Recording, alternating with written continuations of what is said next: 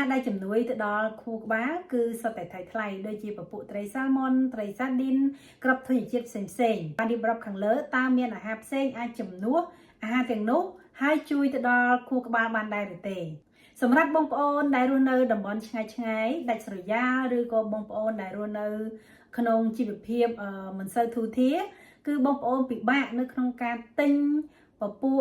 ត្រីសាល់ម៉ុនត្រីសាឌីនពពួកក្របធញ្ញជាតិផ្សេងៗអ្វីត្បិតតែអាហារជំនួយទៅដល់ខួរក្បាលគឺសិតតែថ្លៃក្រៅពីអាហារដែលថ្លៃមានតម្លៃទាំងអស់នោះក៏នៅមានអាហារផ្សេងៗទៀតអាចជំនួសអាហារថ្លៃទាំងនោះបានសម្រាប់ជួយទៅដល់ខួរក្បាលរបស់កុមារទៀតដូចជាពងមាន់ពងទាបងប្អូនប្រកាសជាឮគ្រប់គ្នាហើយក៏ស្គាល់គ្រប់គ្នាហើយក៏ជាអាហារមួយដែលងាយស្រួលទិញនៅតាមទីផ្សារមិនថាជនបទដាច់ស្រយាលទៅដល់ទីណាក៏មានដែរឬក៏បងប្អូនអាចចិញ្ចឹមមាន់ចិញ្ចឹមទាដោយខ្លួនឯងនោះបងប្អូនមិនបាច់ចំណាយថវិកាទៅទិញពងមាន់ពងទានោះទេគឺវាងាយស្រួលមែនទែនហើយពងមាន់ពងទាមិនមែនតែជាអាហារគ្រាន់តែសម្បូរប្រូតេអ៊ីនមួយមុខនោះទេគឺវាមាន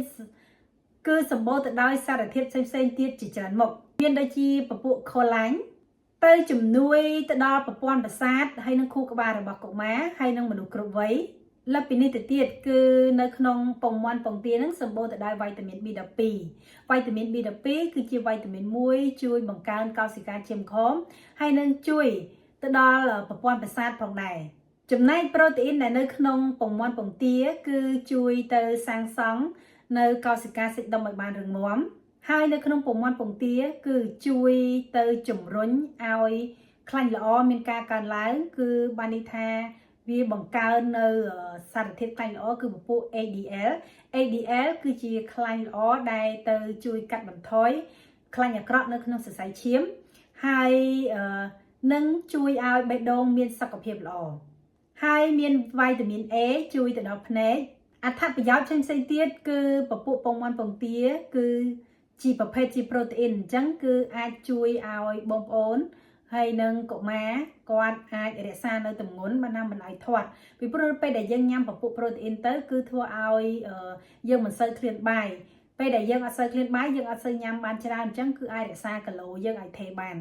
ហើយក៏មានផ្ទុកនៅវីតាមីន D ដែរវីតាមីន D គឺជួយឲ្យឆ្អឹងរឹងមាំហើយក៏ទៅសម្រួលដល់ផ្នែកអារម្មណ៍ក្រៅពីពងមាន់ពងទាមានពពួកបន្លែពណ៌បៃតងដែលមានសារធាតុចិញ្ចឹមជាច្រើនដូចជាមាន folate វីតាមីន K beta carotene ដែលវាទៅជួយការពារខួរក្បាលពី free radical គឺបានន័យថាទៅជួយការពារខួរក្បាលឲ្យមានសុខភាពល្អពីការបំផ្លាញរបស់កោសិកាសេរី radical សេរីវាគឺជា molecule ដែលមានផ្ទុក unpaired electron វាគឺជា electron ដែលមិនទាន់ភ្ជាប់ជាសម្ព័ន្ធហើយវាមិនថិតថេរនោះទេនឹងងាយប្រតិកម្មទៅជាមួយនឹង molecule ផ្សេងទៀតដែលធ្វើឲ្យងាយខូច DNA ផ្ទាល់ខ្លួនហើយសារធាតុចិញ្ចឹមនៅក្នុងបន្លែពណ៌បៃតងគឺវាទៅទប់ស្កាត់នឹងការរលាក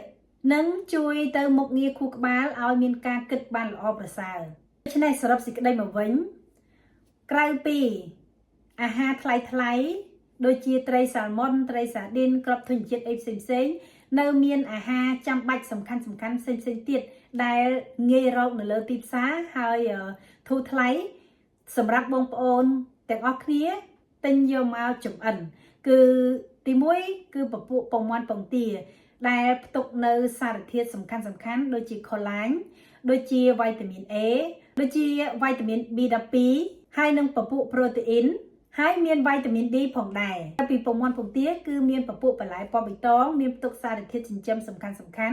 សម្រាប់ជួយការពារកោសិកាខួរក្បាលមិនឲ្យខូចដោយសារតែ radical សេរីសម្រាប់ពុកម៉ែបងប្អូនដែលនៅទីដាច់ស្រយាលពិបាករកទិញត្រីសាល់ម៉ុនត្រីសាឌីនក្របធញ្ញជាតិអីផ្សេង